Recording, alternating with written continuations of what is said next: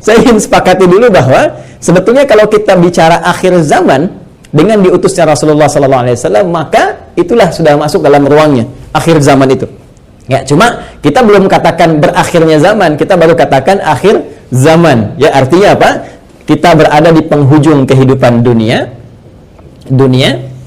ya, dan akan dekat ke akhir kehidupannya, artinya selesai di dunia ini, karena dengan risalah selesai, maka tinggal umat menjalani sampai batas yang Allah tentukan. Ya, batas waktu yang telah Allah tetapkan, kalau menunjuk kepada waktu spesifiknya, detiknya, menitnya, sampai jamnya, disebut dengan sa'ah namanya, as-sa'ah. Ya.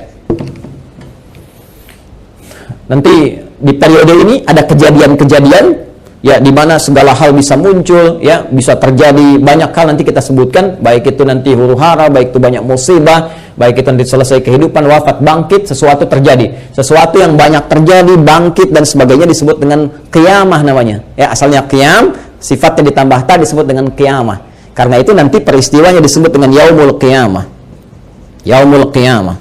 Ya. Nanti ada surah Al-Qiyamah, surah ke-75, gitu kan? La uqsimu biyaumil qiyamah. Ini peristiwanya. Tapi kalau kita ingin menunjuk kepada waktunya spesifik, ya, berakhir nih waktunya, selesai, sehingga terjadi kiamat yang dimaksudkan. Kita serap ke dalam bahasa Indonesia menjadi kiamat. Ya, berakhir waktunya disebut dengan sa'ah. Sa'ah menunjuk kepada, kalau sekarang dalam bahasa Arab standar sekarang sa'ah disebut jam. Ya, jam ada detiknya, kan sa'alan. Jam berapa sekarang? Ya, sampai ke detiknya, sampai ke menitnya dan seterusnya, itu menunjuk kepada waktu ini disebut dengan sa'ah. Ya, karena itu teman-teman sekalian, ketika Allah menegaskan kapan terjadi tepatnya terjadi kiamat ini, menunjuk pada waktunya, itu hanya milik Allah Subhanahu wa taala, prerogatifnya. Ya, karena itu di Quran surah ke-31 Luqman, di ayat ke-34, ayat terakhir, hal pertama dari 5 hal yang menjadi hak prerogatif Allah, kalimatnya langsung menggunakan kata sa'ah. Innallaha 'indahu 'ilmus sa'ah. Ini kalimatnya menggunakan apa? Sa'ah. Ya, di hadis Muslim nomor hadis yang ke-8 disebut dengan hadis Jibril, ya, alaihissalam, ketika beliau bertanya mengonfirmasi kepada Rasulullah, ya, Sayyidina Muhammad sallallahu alaihi wasallam, bertanya tentang kapan tepatnya terjadi kiamat. Maka kalimat terakhirnya ketika bertanya tentang iman, Islam, ihsan, mata sa'ah. Mata sa'ah, kapan tepatnya terjadi kiamat? Nabi menjawab, mal mas'ulu anha bi'alama minas sa'il. Kenapa penting saya sebutkan ini? Nah, ada langsung firman Allah dalam Al-Quran, pembukaan satu surah, di surah ke-54 Al-Qamar. Ya, Al-Qamar. Dalam pandangan Allah, Allah menyebutkan bahwa ketika Rasulullah diutus sebagai Rasul di akhir zaman, artinya zaman ini terakhir dalam kehidupan, nggak ada nanti umat yang baru lagi, nggak ada Rasul diutus lagi dan sebagainya. Itu sudah Allah mendeklarasikan satu pembuka kalimat dalam firman yang sangat singkat tapi tajam sekali. Iqtarabatis sa'ah. Iqtarabatis sa'atu wansyaqqal qamar. Quran surah ke-54 ayat yang pertama. Jadi Allah sudah menyampaikan sejak Nabi SAW diutus kurang lebih 15 abad yang lalu, kan? Allah menyampaikan iqtarabatis sa'ah. Ya, masa itu sudah dekat. Ya, jadi sejak diutusnya Nabi, Allah sudah mendeklarasikan, sudah menyampaikan, ya, menginformasikan pada seluruh hambanya bahwa ini kejadian ini sudah dekat. Ya, dengan diutusnya Rasulullah bahwa zamannya akan berakhir. Cuma dekatnya dalam konteks firman Allah dengan pandangan kita tentu sangat berbeda. Ya, karena dimensinya tidak serupa, sifat-sifatnya jauh berbeda, kan? Maka demikian pula memahami firman Allah tidak menggunakan pendekatan akal manusia. Jangan kita katakan dekat dengan ukuran kita, tidak. Lihat ukuran Allah. Ya, di mana ukuran Allah? Lihat surah Al-Ma'arij misalnya, ayat yang ke-6. Innahum yarawnahu ba'ida wa narahu qariba. Ya, mereka melihatnya masih panjang, kami melihatnya dekat. Kenapa? Karena ukuran waktu di sisi Allah, ya, itu sudah nggak pakai ukuran standar manusia lagi. Beda dimensinya. Ya, kita keluar dari wilayah kita di Indonesia dengan Malaysia sudah beda 1 jam. Ya, kita bisa ke Amerika, ke Kanada, itu sudah beda terbalik. Bisa di sini siang, sana malam. Ya, baik. Jadi apalagi kita ukur dengan konteks kehidupan akhirat. Ya, ketika Allah berfirman dengan kita di sini, antara kehidupan di luar bumi, di langit saja misalnya, itu yang sudah tidak ada gravitasi lagi, sudah gravitasi 0, itu perbedaan waktunya sudah berbeda jauh. Makanya ketika Al-Quran menginformasikan fi yaumin kana miqdaruhu alf sanatin mimma ta'udun, ya ada 1 tahun bisa beda 1000 tahun. Dalam konteks orang dihukum di neraka bisa seharinya serasa 50.000 tahun, sehari bisa 1000 tahun. Artinya kalau Allah katakan misalnya 7 hari, berarti masih 7.000 tahun ya. Ya, 2 hari berarti masih 2.000 tahun dalam konteks terkecilnya, dalam pandangan kita. Tapi kita tidak tahu kapan itu terjadi. Secara singkat, Allah sudah mengatakan bahwa sejak Rasulullah SAW diutus, ini keadaan sudah akhir zaman. Ya kan? 1. Dan sudah mendekat kepada kiamat. Cuma dekatnya itu kapan waktunya, kita tidak tahu. Dalam pandangan Allah dekat, dalam pandangan kita ngitung dari masa Nabi ke sini masih 15 abad, belum kiamat juga. Ya kan? Sekarang belum kiamat juga, makanya jangan tanya tentang waktunya. Ya, yang ditanya persiapan kita apa? Ya, kalau Anda bertanya tentang waktu pada sesuatu yang sudah diatur, kaidah mengatakan sesuatu yang sudah diatur jangan banyak ditanya lagi. Nanti menjadi semakin tidak teratur keadaan Andanya. Ya, matahari terbit dari timur, tenggelam di darat. Masih Anda tanya, kenapa terbit dari timur? Itu kurang kerjaan. Ya, kurang kerjaan. Ya, kenapa malam gelapnya? Itu kurang kerjaan. Jelas ya? Kenapa? Karena sudah kita mengerti, itu ma'lumun bid-darurah, sudah dipahami. Sudah dimengerti, naluri kita sudah bisa membaca, akal kita sudah mengetahuinya, ditanamkan dalam diri kita. Karena itu, sesuatu yang sudah Allah atur, jangan ikut-ikut mengatur lagi. Ya, Nabi pernah ditanya tentang kiamat, Nabi tanya, bagaimana persiapan kamu kalau terjadi besok? Jangan tanya waktunya. Karena Allah rahasiakan semua itu, supaya memberikan getaran pada jiwa kita, dan katalis pada diri kita, untuk meresponnya dengan semangat beramal dan menyiapkannya. Itu poinnya. Baik, jadi kalau kita sudah pahami ini semua, bahwa kita hadir saat ini, aktivitas kita ada di penghujung zaman, artinya memang kita sudah berada di akhir zaman, tapi kita tidak tahu kapan zaman berakhir. Tapi kita bisa melihat tanda-tanda yang disampaikan Rasulullah SAW di setiap perubahan-perubahan yang terjadi di akhir zaman itu. Perubahan-perubahan inilah yang menjadikan kita mesti menghadapi tantangan-tantangan yang dimaksudkan, karena setiap era perubahan tadi itu ada tantangannya tersendiri, tahadiyatnya sesuai dengan karakteristik umatnya.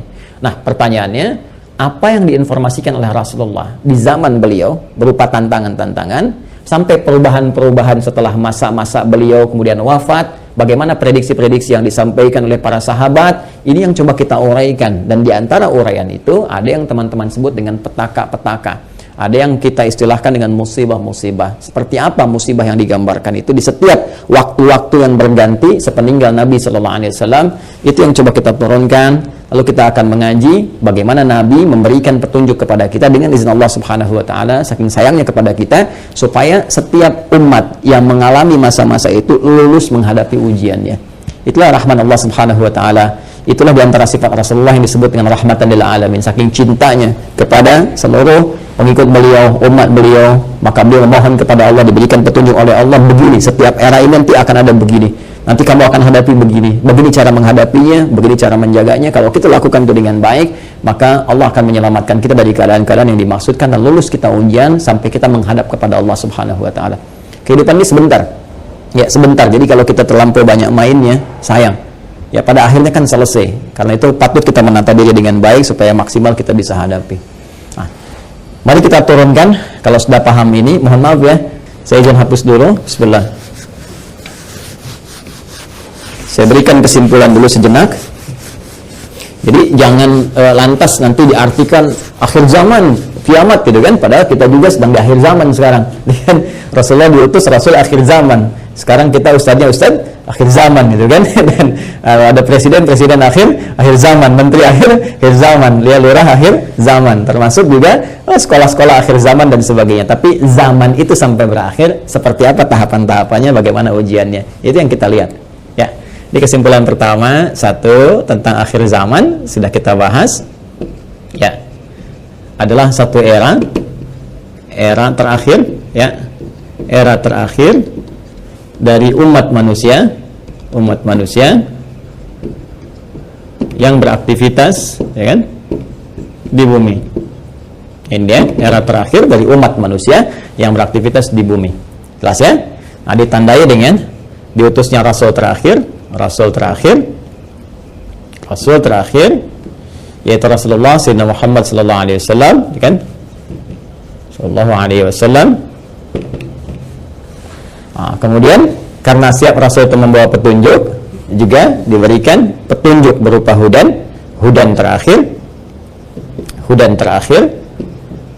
Nah, itu berupa Al-Quran. Karena Al-Quran pun ketika diturunkan Allah menyebut dengan hudan. Buka Quran surah kedua Al-Baqarah di ayat 185. Syahr Ramadan alladzi unzila fihi Al-Quran hudan linnas. Ya, hudan linnas wa bayyinatin minal huda wal furqan. Baik, sekarang dari sejak diutusnya Rasulullah sudah masuk akhir zaman, bagaimana perjalanan? Nah, kalau kita turunkan dari sini di masa Rasulullah SAW, Al-Rasul ya sallallahu alaihi wasallam sampai dengan kita sekarang, ya. Sampai kita sekarang di masa kini kurang lebih ada sekitar 15 abad. Nah, sekarang kita akan bicara tentang bagaimana Rasulullah SAW menyampaikan tentang berita-berita nubuat itu tentang berita besar yang terjadi dibawa oleh utusan. Ya, orang menyampaikan nubuat disebut dengan nabi, pembawa berita besar. Beritanya disebut dengan naba karena itu ada surah An-Naba. Ya, amma yatasadun 'anil naba'il 'azim, ya. Nah, ini nanti ada nubuat-nubuat beliau yang disampaikan kepada para sahabatnya, terlacak sampai dengan ke kita tentang peristiwa-peristiwa yang terjadi di masa-masa sampai mendekat kepada waktunya berakhir, as-sa'ah, ya, as-sa'ah. Ya. Ini karena akhir di sini, akhir selesai gitu, nggak bisa ditulis lagi. Dan karena kita di sini ya dekat ya, tapi kan nggak tahu masanya kapan. Jadi kurang lebih inilah, ya, supaya agak ngeles sedikit bahwa papan tulisnya udah cukup. Jadi gini ya, teman-teman sekalian, kita turunkan ke sini. Baik, sekarang saya beri contoh begini misalnya. Ya, ini hadis yang populer saja. Saya langsung ambil dari hadis riwayat Muslim. Hadis riwayat Imam Muslim. Ya, nomor hadis yang ke-8. Nanti ada bab tentang iman, Islam dan ihsan. Ya, dikenal juga dengan hadis Jibril dan banyak dikutip oleh para ulama, termasuk juga Al-Imam An-Nawawi dalam Al-Arba'in.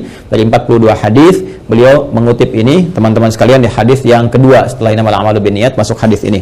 Ya, an Abi Hafs Umar bin Khattab radhiyallahu taala anhu, qala bainama nahnu julusun 'inda Rasulillah sallallahu alaihi wasallam, itala 'alaina rajulun shadidu bayadit thiyabi, shadidus sawadis sa'ari, la yura 'alaihi atharus safari. Nah, kemudian setelah itu dia datang kepada Nabi sallallahu alaihi wasallam, fajlasa ila Nabi sallallahu alaihi wasallam, fasnada rukbatayhi wa wada'a kaffayhi ala fakhidhihi, faqala ya Muhammadun akhbirni 'anil Islam, dijawab oleh Nabi, akhbirni 'anil iman, dijawab oleh Nabi, akhbirni 'anil ihsan, dijawab oleh Nabi, terakhir kemudian mata sa'ah. Ya, bertanya tentang tanda-tanda as-sa'ah. Kapan ini ya terjadi tepatnya kiamat? Nabi menjawab, mal mas'ulu anha bi'alami min sa'il. Ya, tidaklah yang ditanya lebih tahu daripada siapa yang bertanya. Ya, tidaklah yang ditanya lebih tahu daripada yang bertanya. Jadi yang ditanya Rasulullah SAW ini kan Jibril, dekat dengan Allah. Allah Subhanahu Wa Taala berikan wahyu lewat Jibril sampaikan kepada Rasulullah. Tentunya ya malaikat Jibril lebih tahu dibandingkan dengan saya. Ya, ini juga pertanda ada dua hal. Pertama, pertanda ujian yang disampaikan malaikat kepada Nabi Muhammad supaya tidak mengarang sesuatu di luar apa yang Allah wahyukan kepadanya. Dan ini membenarkan risalah Nabi Muhammad SAW. Yang kedua juga salah satu pertanda bagaimana ta'zimnya, ya, kagumnya malaikat Jibril pada Nabi Muhammad karena merasa Rasulullah lebih dekat dengan Allah Subhanahu Wa Taala. Bagaimana dipuji dalam Al-Quran, wa innaka la'ala khuluqin 'azim, dijamin surga sebelum wafatnya, inna a'tainakal kautsar. Ya, tentu ada pertanyaan dari malaikat, nih hamba luar biasa disayang Allah, dan hamba manusia yang sudah pada tingkat tersayang dari Allah itu melebihi malaikat. Karena itu ketika Adam alaihissalam ya diuji oleh Allah, diminta, ditanya ini apa, ya, Al-Baqarah di ayat yang ke-31 itu wa 'allama Adam al-asma'a kullaha dan seterusnya sampai ayat 33, maka malaikat kan diminta sujud hormat. Di ayat 34-nya, wa idh qulna lil malaikati isjudu li Adam fasajadu, kan? Maka mereka diminta sujud hormat kepada Adam alaihissalam. Apalagi Nabi Muhammad sallallahu alaihi wasallam dengan segala puncak ketakwaan dan kedekatannya kepada Allah, maka mengkonfirmasi malaikat karena melihat bagaimana kedekatan Rasulullah dengan Allah Subhanahu Wa Taala. Tapi tetap Nabi dengan tawadhu mengatakan, mal mas'ulu anha bi'alam minas sa'il. Ya, kemudian bertanya an amaratiha, maka akhbirni, ya, an amaratiha, maka sampaikan kepadaku. Ya, informasikan maksudnya kepada malaikat Jibril ini supaya didengar oleh sahabat-sahabat yang lain dan disampaikan kemudian kepada generasi setelahnya sampai dengan ke kita. Ya, apa tanda-tandanya? Nah, ini tanda-tanda umum teman-teman sekalian yang mencakup kehidupan secara umum, baik itu dialami oleh ahli Quran ataupun bukan ahli Al-Quran. Jadi ada masa-masa kehidupan dari sejak zaman Rasulullah nanti terus yang akan mendekat kepada as-sa'ah, berakhirnya kehidupan. Apa diantaranya? Ini banyak hadisnya ya. Ini saya baru ambil salah satu, gitu kan? Salah satu.